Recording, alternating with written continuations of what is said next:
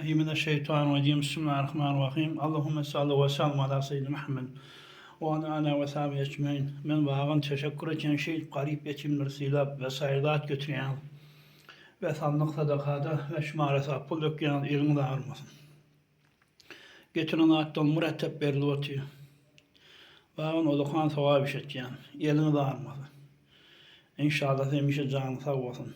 Ve inşallah sen nasip olsa Huday'da ne mi dilin Allah ne mi arınlığı getirdi inşallah. Yani burada diye akldan çıkarma. Hatmen namazdan sonra öğünü doğasın, bimarsındaki meridiyatları da hatmen doğadın, öydeki meridiyatları doğadın. Hemen meriyle kavlansın. Hiç meritlikle at olmaz inşallah.